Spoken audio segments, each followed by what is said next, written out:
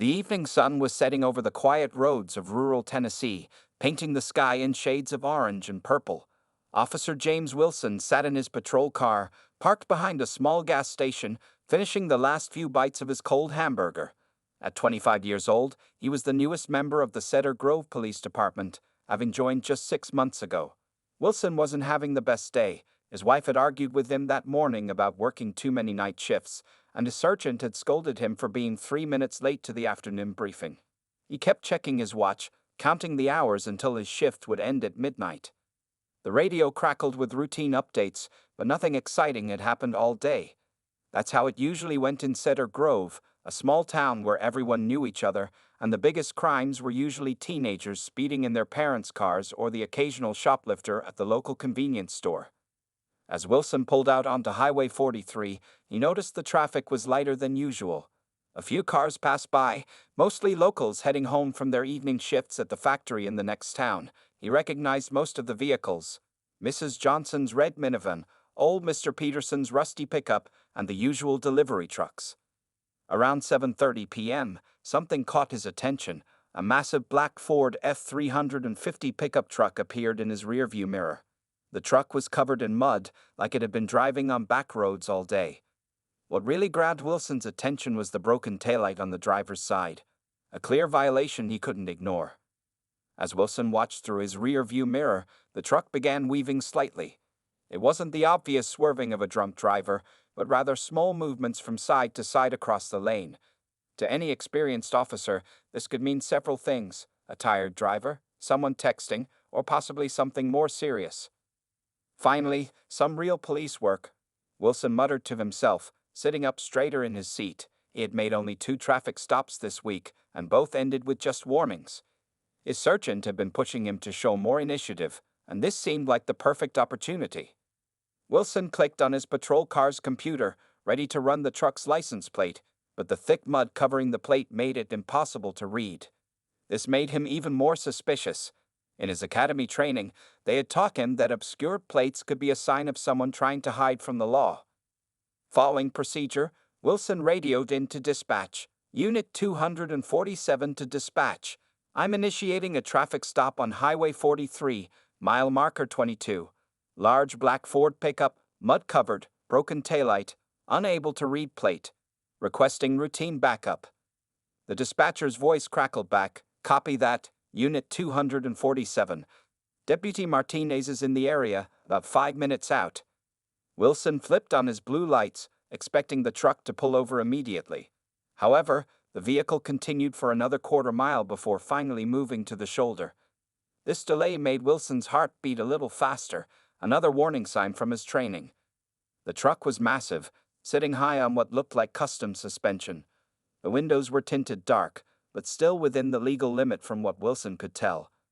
As he put his patrol car in park, he noticed how his vehicle's headlights barely reached the truck's side mirrors. Following his training, Wilson took a moment to compose himself. He adjusted his body camera, checked that his flashlight was working, and made sure his uniform looked professional. Even though he was a rookie, he wanted to project confidence and authority. The engine of the truck was still running, its deep rumble mixing with the sound of crickets in the nearby fields. Wilson could see movement inside the vehicle, but the combination of tinted windows and failing daylight made it impossible to make out anything clearly. What Officer Wilson didn't know at that moment was that this routine traffic stop was about to become one of the most memorable encounters of his career.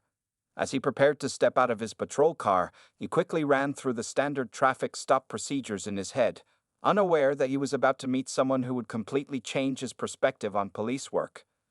The young officer opened his car door, the familiar creak of metal breaking the evening silence.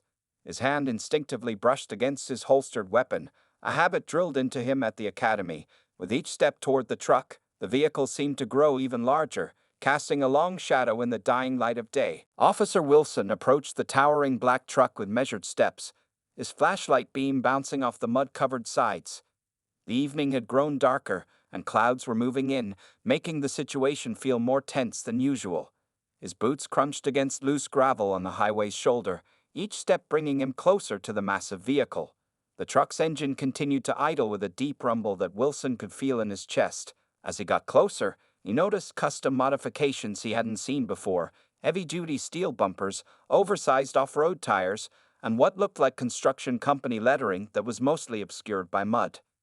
Following standard procedure, Wilson stayed behind the driver's side pillar, positioning himself so he could quickly move back if needed. The height of the truck forced him to look up at the driver's window, an unusual position that made him feel uncomfortably vulnerable.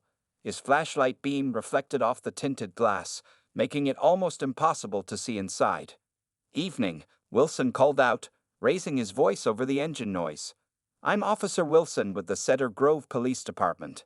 He waited for a response, but only heard the low rumble of the engine. The silence from inside the vehicle made his neck tingle with apprehension. Through the tinted window, Wilson could make out a massive shadow in the driver's seat. At first, he thought multiple people might be sitting there, but as his eyes adjusted, he realized it was just one person, someone unusually large. The silhouette barely seemed to fit in the driver's seat, even in such a big truck. Wilson's radio crackled, making him flinch slightly. "Unit 247, backup is 3 minutes out." The dispatcher's voice seemed unusually loud in the tense silence. Wilson pressed his radio button and whispered, "Copy that," trying to maintain his focus on the vehicle. The young officer cleared his throat and spoke again, this time with more authority in his voice. "Sir, I need you to lower your window." He tapped his flashlight gently against the glass, following department protocol for unresponsive drivers. After what felt like an eternity, it was probably only a few seconds, the window began to lower with a smooth electric hum. As it descended, the interior light suddenly came on, momentarily blinding Wilson. He instinctively stepped back, his right hand moving closer to his weapon. The blast of cold air from inside the truck hit Wilson's face, carrying with it the smell of leather seats and something sweet, like children's candy. As his eyes adjusted to the light, Wilson's jaw dropped slightly. Sitting in the driver's seat was the largest man he had ever seen in person. The driver filled the entire seat space, his broad shoulders nearly touching both sides of the truck's cabin. Even sitting down, his head almost brushed against the truck's ceiling. He was wearing what looked like construction work clothes: a gray polo shirt with some kind of company logo and khaki work pants. Wilson's mind raced as he tried to process what he was seeing. His training hadn't prepared him for this situation. The driver's hands were still on the steering wheel, positioned perfectly at 10 and 2 o'clock, but each hand was nearly twice the size of Wilson's. "Good evening, officer," the driver said in a surprisingly soft and professional voice. The gentle tone seemed almost comical coming from such an imposing figure. "Is there a problem?" Before Wilson could answer, he noticed movement in the back seat. His flashlight beam darted to the source, revealing a small pink backpack and what looked like a child's drawing on the seat. The paper had bright crayon colors and was decorated with glitter. Wilson's radio crackled again. "Unit 247, status check." The dispatcher's voice broke his concentration. He quickly keyed his radio. "Status green, standing by for backup." His voice cracked slightly as he spoke, and he saw the giant man in the truck raise an eyebrow. The wind had picked up, carrying the distant sound of approaching sirens. Wilson knew his backup was getting close, but suddenly he wasn't sure if he wanted them to arrive. Something about this situation felt different from what he'd initially assumed, but his training and nervous energy were telling him to stay alert and cautious. The massive driver remained perfectly still, his calm demeanor a stark contrast to Wilson's growing uncertainty. In the distance, flashing blue lights began to reflect off the truck's mirrors, signaling the approach of Deputy Martinez's patrol car. What had started as a routine traffic stop was about to become even more complicated. Deputy Martinez's patrol car pulled up behind Officer Wilson's vehicle, its blue lights painting the scene in flashing shadows. The backup arrival made Wilson stand a little straighter, but it also pushed him to assert more authority over the situation. He didn't want to appear weak in front of his more experienced colleague. "Sir, I need to see your license and registration," Wilson said, trying to keep his voice steady. His flashlight beam remained fixed on the giant's hands, which hadn't moved from the steering wheel. The massive driver spoke again in his surprisingly gentle voice. "Of course, officer. My wallet is in my back pocket. I'm going to reach for it now, if that's okay." The man's careful choice of words and calm demeanor seemed to clash with his intimidating size. Wilson felt a drop of sweat roll down his back despite the cool evening air. Slowly, he commanded, his voice coming out harder than he intended. He could hear Deputy Martinez's footsteps approaching behind him. The giant man began to move, and the truck's suspension creaked under his weight. Even this small movement made the vehicle shift noticeably. As he reached back, his elbow bumped the steering wheel, causing the truck's horn to let out a short, unexpected honk. The sudden noise made Wilson jump. "Hands where I can see them," he shouted, his right hand now firmly gripping his weapon. Deputy Martinez quickened her pace, her own hand moving to her holster. "I'm sorry, officer," the driver said calmly, freezing in place. "That was an accident. This truck's cabin is a bit tight for me."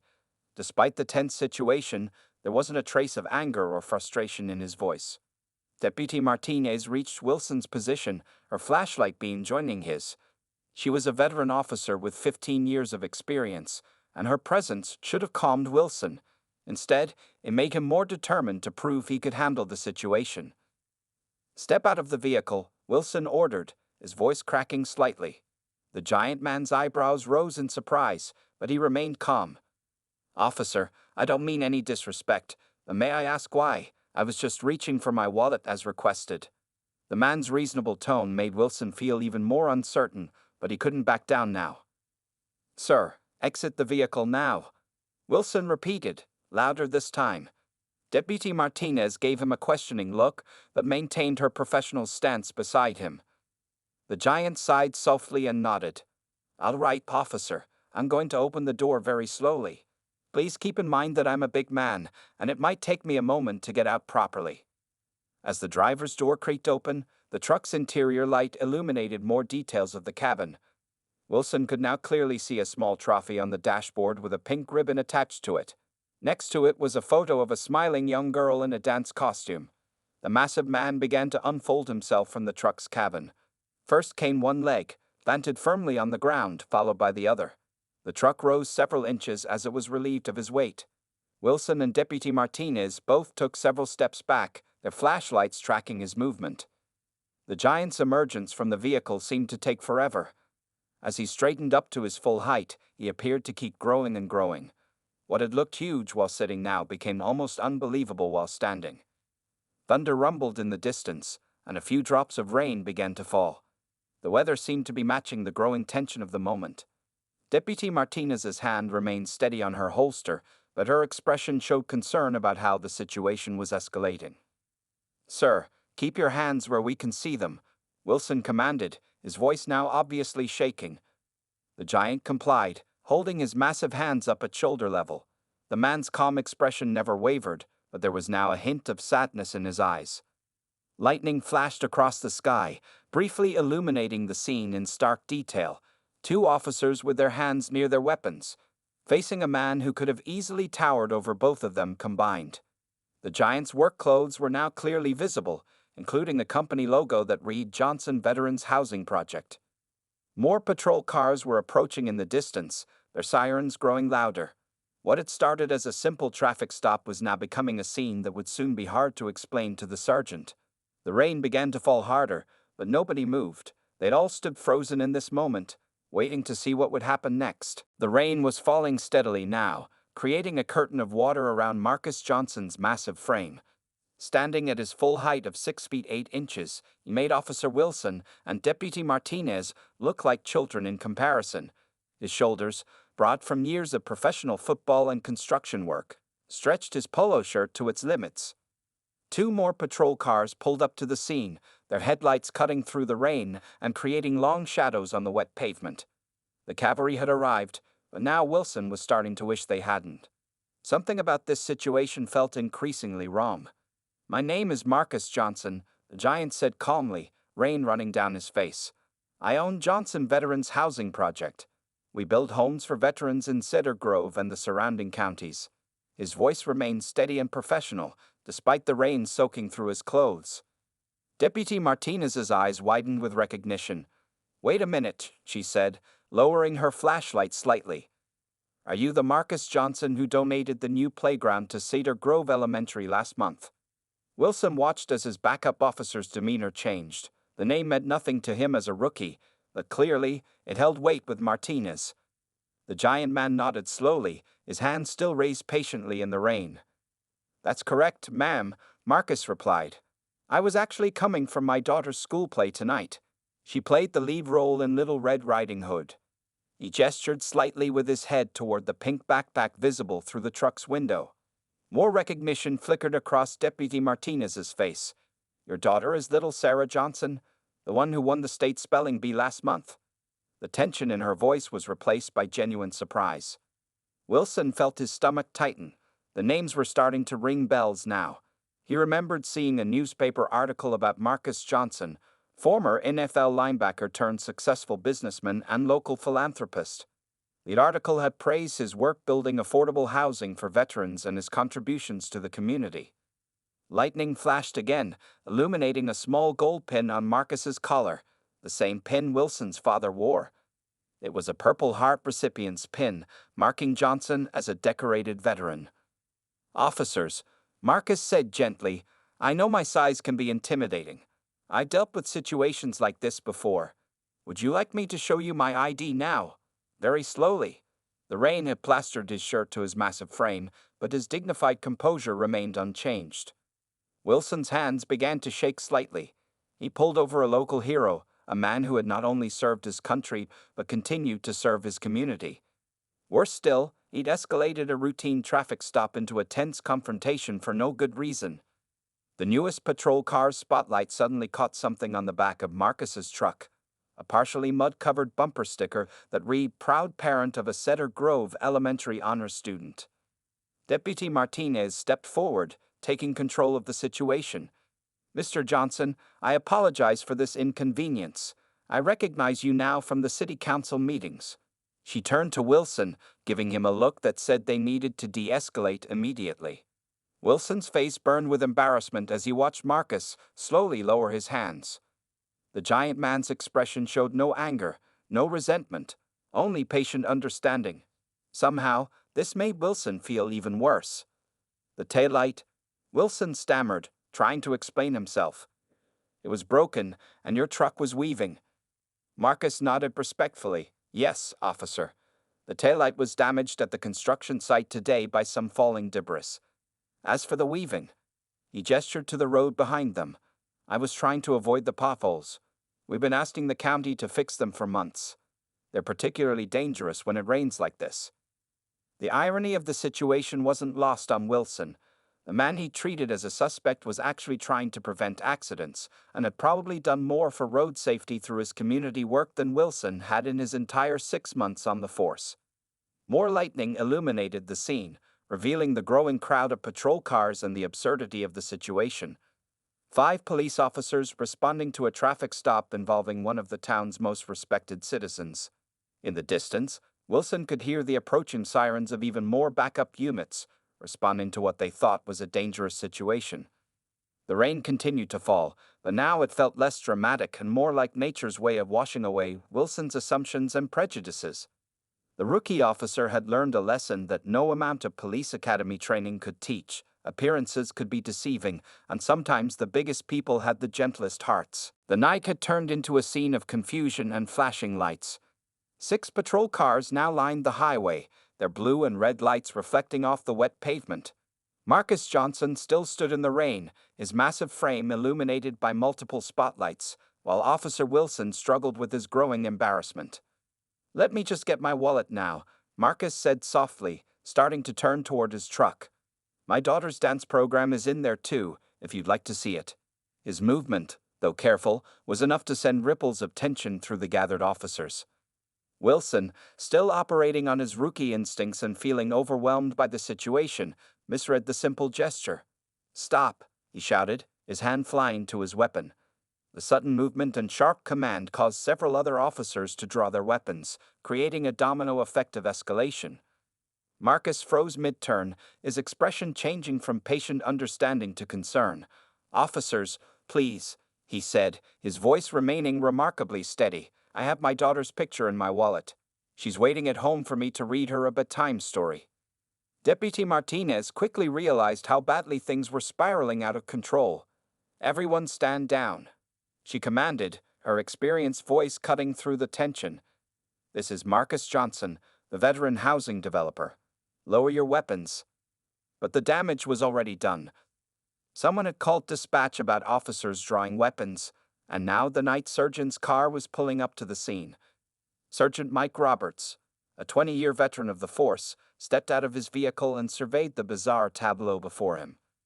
The rain had become a steady drizzle, and in the mix of emergency lights, Sergeant Roberts could see a giant of a man standing perfectly still, surrounded by nervous officers. Some had their hands on their weapons, while Deputy Martinez was trying to calm the situation. "What in God's name is going on here?" Sergeant Roberts demanded, walking briskly toward the scene. He squinted through the rain, then his eyes widened with recognition. "Marcus? Marcus Johnson?"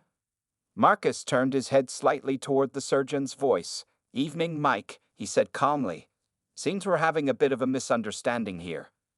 The surgeon's face turned red as he looked at his officers. "Would someone like to explain why we have half the department pointing weapons at the man who built our Veterans Memorial?" His voice carried both authority and disbelief. Officer Wilson's hand dropped from his weapon as the full weight of his mistakes crashed down on him. His face burned with shame as he watched the sergeant walk up to Marcus and extend his hand in greeting. "I am so sorry about this, Marcus," Sergeant Roberts said, shaking the giant's hand. "I played golf with you at the charity tournament last month. You raised $10,000 for the Police Widows Fund." The other officers began holstering their weapons, looking embarrassed. Through the truck's window, the pink backpack was clearly visible, along with a child's drawing taped to the back seat that read, "I love you, Daddy," in crayon. Marcus's clothes were soaked through now, his polo shirt clinging to his massive frame. Yet he maintained his dignity, showing no anger at the officers who had just drawn weapons on him. Instead, he reached slowly into his truck and pulled out his wallet, along with a slightly damp program from his daughter's school play. "I understand the officers were just doing their job," Marcus said, handing his license to Sergeant Roberts. "My size can be intimidating, and Officer Wilson here was probably just being cautious." His generous words only made Wilson feel worse. The sergeant looked at the license, then at the gathering of patrol cars, their lights still painting the scene in alternating red and blue. "6 police cars," he muttered, shaking his head. "We have 6 police cars out here for a man who donated the computers in our dispatch center." Thunder rumbled in the distance as the reality of the situation sank in for everyone present. What had started as a routine traffic stop had escalated into a potential tragedy, all because of assumptions and misunderstandings. The giant man they had treated as a threat was actually one of their community's greatest supporters. Deputy Martinez stepped forward, rain dripping from her hat. "Sergeant, I think we need to clear this scene and let Mr. Johnson get home to his daughter." Her words carried a gentle reminder that they had all made a serious error in judgment tonight. The gathered officers began to shuffle uncomfortably, avoiding eye contact with Marcus and each other. The night had become a lesson none of them would soon forget, especially Officer Wilson, who stood quietly in the rain, learning the hardest lesson of his young career. Sergeant Roberts took charge of the scene, quickly ordering most of the patrol cars to leave. As the lights and sirens faded into the rainy night, only 3 vehicles remained: Wilson's car, Deputy Martinez's, and the sergeant's. "Marcus," Sergeant Roberts said, his voice filled with respect, "would you mind showing Officer Wilson what you were trying to reach in your truck? I think it's important for his training." The sergeant's words were carefully chosen, trying to turn this embarrassing incident into a learning opportunity. Marcus nodded, his wet clothes still clinging to his massive frame. "Of course, Mike." He turned to Officer Wilson, who could barely meet his eyes. "Would you like to see why I was weaving on the road, son?" Wilson managed a small nod and followed as Marcus walked to the passenger side of his truck. The giant man opened the door carefully, reaching inside to grab a thick folder. Inside were dozens of photographs showing the highway's dangerous potholes, along with copies of letters Marcus had sent to the county road department. "I've been documenting these road hazards for months," Marcus explained, his voice gentle. 3 veterans from my housing project got flat tires here last week. I was weaving tonight to protect my tires and suspension, just like everyone else who drives this stretch regularly. Deputy Martinez stepped closer, looking at the photos. "I remember these letters coming through the station," she said. "You've been trying to get this fixed since winter, haven't right?" Marcus nodded, then reached further into his truck, pulling out his daughter's backpack. "And this," he said, is why I was in such a hurry to get home. He unzipped the pink bag and removed a slightly crumpled program from Little Red Riding Hood, along with a small trophy. My Sarah won the Most Improved Actor award tonight, he said proudly, his face softening at the mention of his daughter. She was so nervous about performing. I promised I'd be home in time to read her favorite bedtime story. Officer Wilson felt his throat tighten as he looked at the program. There in crayon, Sarah had drawn hearts around her father's name in the special thanks section. The giant man he treated as a threat was just a father trying to get home to his little girl. Sergeant Roberts placed a hand on Wilson's shoulder. This is why we never jump to conclusions, son. Marcus here not only serves our community, but teaches us valuable lessons about prejudice and assumptions. The rain had finally stopped, leaving behind a cool mist. Marcus carefully returned his daughter's things to her backpack, handling each item with surprising gentleness for such large hands. As he did so, his construction company shirt rode up slightly, revealing a nasty scar on his forearm. Iraq? Deputy Martinez asked, noticing the scar. Marcus nodded. Second tour, he replied quietly. Got this pulling 2 of my men out of a burning Humvee. That's why I started the Veterans Housing Project when I came home. Too many of our soldiers return with scars, both visible and invisible. Wilson felt smaller with each passing moment. The man he'd drawn his weapon on was not just a community leader and father, but a decorated war hero. The broken taillight and weaving truck had led him to suspect the worst, when the truth was so different. Sir, Wilson finally spoke, his voice barely above a whisper, I am so sorry. I completely mishandled this situation. Marcus turned to face the young officer, his expression warm and understanding. Officer Wilson, fear is a natural response to the unknown. What matters is how we learn from these moments. He reached into his wallet and pulled out a business card. Would you like to know what I do every Thursday morning? Wilson took the card, noting the company logo matched the one on Marcus's shirt. What's that, sir? I run a training program for local law enforcement, Marcus explained. Teaching officers how to handle situations involving veterans, especially those dealing with PTSD. We could use your perspective as a young officer. Sometimes the best teachings come from moments like these. Sergeant Roberts smiled, recognizing Marcus's attempt to turn this negative situation into something positive. The giant man wasn't just accepting an apology. He was offering a chance for growth and understanding. The highway was quiet now, most of the backup units long gone.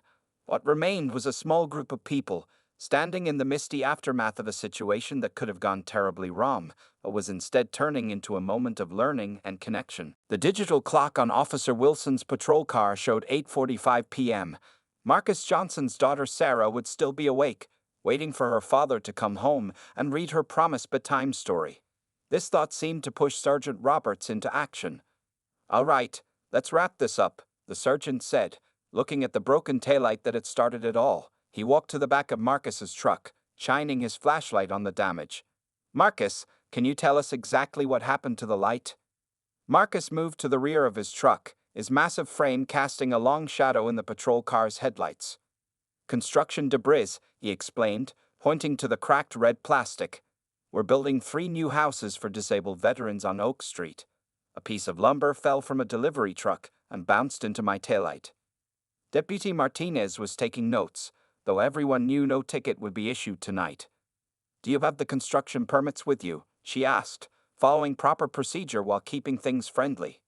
Yes, ma'am, Marcus replied, reaching into his truck's glove compartment. He pulled out a folder filled with neatly organized papers. We always keep copies of all permits in our vehicles. Makes it easier when inspectors visit the sites. As Marcus handed over the permits, Wilson noticed something he hadn't seen before, a small photograph taped to the inside of the glove compartment door.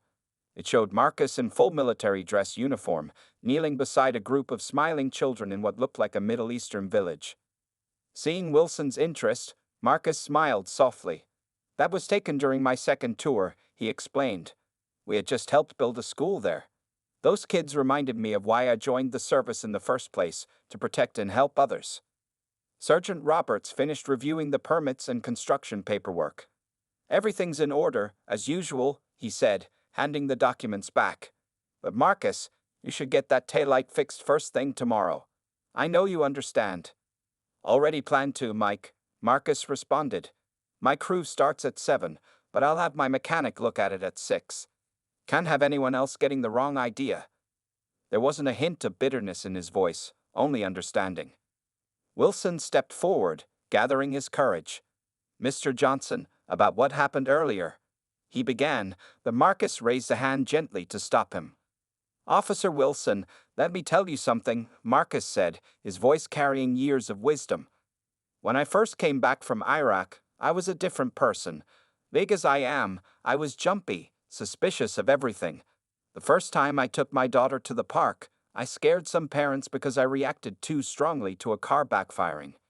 He paused, making sure Wilson was following his words. What I learned from that experience is that fear and assumptions can make us act in ways we later regret. But the mark of a good person and a good officer is being able to learn from those moments. Deputy Martinez nodded in agreement. That's why your training programs have been so valuable to the department, she added. You help us understand both sides of these situations. The night had grown quiet, with only the occasional car passing by on the highway. The mist had cleared, revealing a sky full of stars. Marcus checked his watch. His daughter would be getting worried. Sergeant, Marcus said, if we're done here, I have a little girl waiting for her bedtime story. It's the Paper Bag Princess tonight, her favorite. Sergeant Roberts smiled and nodded. Of course, get home to Sarah. But Marcus, he paused, looking at Officer Wilson. Would you mind if I sent this young officer to your next training session? I think he could learn a lot from you. Marcus's face broke into a warm smile. Thursday morning, 8 a.m. sharp, he said, looking at Wilson.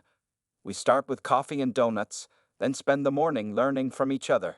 No judgments, no assumptions, just honest conversation about how we can all serve our community better. Wilson felt a weight lift from his shoulders. What had started as the worst night of his career was turning into an opportunity for growth. He watched as Marcus climbed back into his truck, the vehicle dipping under his weight. Before closing his door, Marcus looked at the young officer one last time.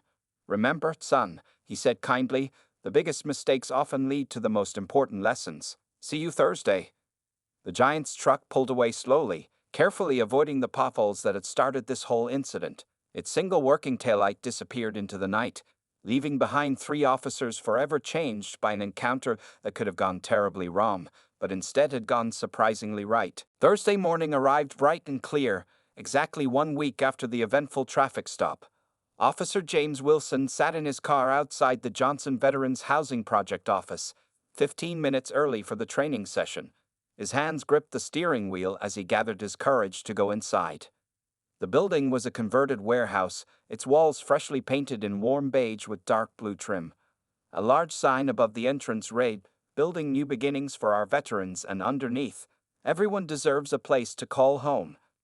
As Wilson approached the entrance, he heard deep, friendly laughter coming from inside. Opening the door, he found himself in a large room filled with about 20 people, police officers, sheriff's deputies, and several veterans in construction uniforms bearing the Johnson Company logo. Marcus Johnson stood at the center of the group, his massive frame somehow less intimidating in the morning light. He was wearing a polo shirt with his company logo and holding a coffee cup that looked tiny in his huge hands. When he spotted Wilson, his face broke into a warm smile. "Officer Wilson." Right on time, Marcus called out, walking over to greet him. "Coffee's fresh, and there's a box of donuts that needs attention." His friendly welcome immediately put Wilson at ease. The young officer noticed that the other police officers in attendance were ones who had been at the scene last week. They nodded to him with understanding looks. All of them were here to learn from their shared experience. Marcus gathered everyone around a large conference table. On the walls were photos of completed housing projects, happy veteran families, and community events. One photo showed Marcus with his daughter Sarah at a ribbon-cutting ceremony, the little girl beaming proudly at her father. "Last week," Marcus began, his voice carrying easily through the room, "we had an incident that could have ended badly. Instead, it became a teaching moment for all of us." He looked at Wilson with encouragement. "Officer Wilson, would you mind sharing your perspective first?" Wilson stood up, his voice shaky at first but growing stronger as he spoke. I made assumptions based on fear, he admitted. I saw a big man in a big truck and let my imagination create a threat that wasn't there. I forgot to see the person behind my preconceptions. Marcus nodded approvingly. And that's exactly why we're here today. Every person we meet has a story, a family, a reason for being where they are. My size makes people uncomfortable sometimes, I understand that, but how we handle our discomfort defines who we are. The morning unfolded with different speakers sharing similar experiences. A veteran talked about his struggles with PTSD and how a simple traffic stop could trigger anxiety. A senior officer discussed de-escalation techniques. Throughout it all, Marcus guided the conversation with wisdom and understanding. During the lunch break, Marcus pulled Wilson aside. "I want to show you something," he said, leading the young officer to his office. On his desk was a framed photo of his daughter Sarah in her Little Red Riding Hood costume. Next to it was a new drawing she had made. "Sarah asked me what happened that night," Marcus explained. "I told her I met a young police officer who was doing his best to protect our community. Look what she drew." The picture showed two figures, one very tall and one in a police uniform, shaking hands. Above it, in a child's handwriting, were the words, "My daddy's new friend." Wilson felt tears welling up in his eyes. "Mr. Johnson, I don't deserve this kindness after how I treated you." Marcus put his massive hand gently on Wilson's shoulder. "Son, the measure of a person isn't in never making mistakes, it's in how they learn from them. You're here today, willing to learn and grow. That's what matters." As the training session wound down in the afternoon, Marcus addressed the group one final time. "Remember, we're all serving the same community. Every traffic stop, every interaction, is an opportunity to either build bridges or create walls. The choice is ours." Wilson left the training that day a changed officer. The broken taillight incident, which he had first seen as the worst night of his career, had become the most valuable lesson he could have received. 1 month later, when the Johnson Veterans Housing Project held its annual community barbecue, Officer Wilson was there in uniform, helping Marcus grill hamburgers. Sarah Johnson ran around the event wearing a plastic police badge that Wilson had given her, proudly telling everyone about her police officer friend. The giant and the rookie cop had become an example in Cedar Grove of how misunderstandings could transform into meaningful connections and how the biggest obstacles could lead to the most important friendships.